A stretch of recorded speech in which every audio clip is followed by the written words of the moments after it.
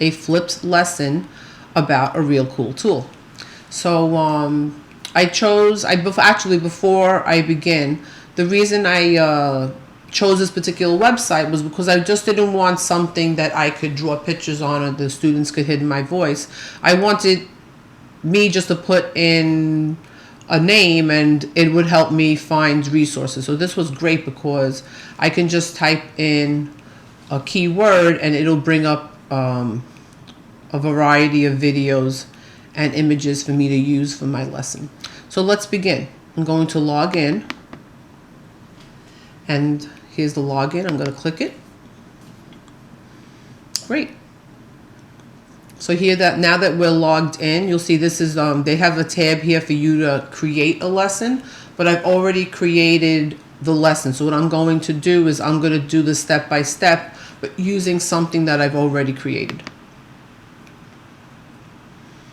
Okay, so as you can see here, I have several drafts. I have 3 drafts and 1 created lesson. And on this page also, because this is my personal page that my students will, once they've looked at the lesson and answered questions, they'll be populating my spreadsheet, I guess. So here we have, I can see how many students have viewed my lesson, how many have started the lesson, and how many have completed the lesson. So let's go to the lesson itself. Okay, so my lesson is about Greek mythology. And what I've done was they have a text box that says, "Let's begin." And in this text box is a great place for you to let students know what they're going to be doing. You can write the purpose of the lesson, the objectives, so on and so forth, all the pertinent information that's leading them to understand and discover the new topic that the class will be working on. So here we have the video that I've chosen. Since we're working with Greek mythology, I want them to discover more about the creatures of Greek mythology. So let's start the video briefly.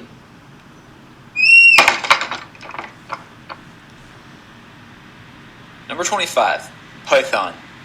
Usually represented as a serpent, he presided over the Delphic I'm just going to father of all monsters. Typhon was believed to be the most deadly monster of Greek mythology. His human upper half supposedly reached as high as the stars, and his hands reached east and west. Instead of a human head, 100 dragon heads erupted from his neck and shoulders. Number 20. Okay, so now my students have watched the video, and they'll click on the Think tab. And this is where I have posted a question that they have to think about what they saw, and they have to respond to a question. Now in this area, I have posted an open-ended question, but you could also create multiple choice, a quiz, or you can post more than one question. I just happened to write one. Now, what I wanted in this particular instance was not only for them to pay attention to the video, but also to think outside the box. Greek mythology has a big link to the English language, and Typhon or typhoon in our case, is used in today's society. So I wanted not only them to understand about the Greek monster, but how is that word used today. And then students would write their answers here in the box, and then they will click on to save their answer. Once they've saved their answer, it will populate my spreadsheet. Then they will click on Dig Deeper. And as you can see, all these tabs here, I don't necessarily need to use them all. I might just use Think, and then they will go to the Add Finally, and I will close out my lesson, but I'm going to show you each portion. So here I go to Dig Deeper. And here I've posted an image of Medusa. And this is where I want my students to go out on the web or through other media or through books, imagine that, and find out information about Medusa. Now I said use this website. I'm supposed to add the link, but I forgot. I apologize. But you could post different links for students to use, or they could use their own. Then they will click on Discuss. And this is where students would discuss the topic or maybe post questions that they might have for the teacher. And in this case, I wrote, why do you think that so many of the Greek creatures are mixtures of various animals? So this is something for students to think about. Why did the Greeks choose so many different types of animals? What purpose does it have? So it gets them thinking before they come into the classroom. Okay, so finally, this is where I would wrap up my lesson and give them some information about what we're going to do perhaps in the next lesson or throughout the unit. This is a good place for me to put all that information. And then you're viewing this as I am the teacher, so you're viewing it as my lesson. If I wanted to customize my lesson, I could click on this tab and add more information or edit my lesson. Okay, let me scroll up again. Okay, so now if you look at my lesson, if I wanted to give, when I want to give my students the URL, I would use this little red tab here. I would click on it, and it shows my lesson, how many views I have. Do I want to list my lesson? Do I want someone else to customize my lesson? I could share it through email. I could post that right here.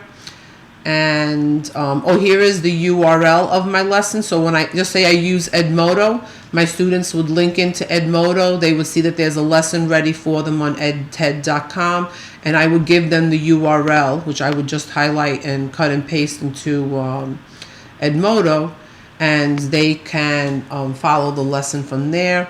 And I could send them the information actually right here through edted.com. Let me close this. Oh, sending to nobody. Sorry. Okay, so that's my flip lesson. And just as an aside, the reason that I thought that this was a very important website is because as a future educator of students that don't have good skills with English, being second language learners, one of the things that through the SIOP method, which is a sheltered instruction observation protocol, is that we scaffold lessons. And through scaffolding lessons, we would use an optimal method of learning, which would be I do it, we do it, you do it.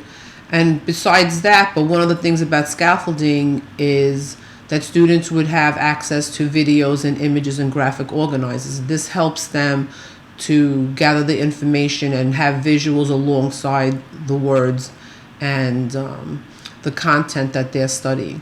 So this is a great tool for ESL students, and even for children with disabilities or mainstream students that need that little extra boost.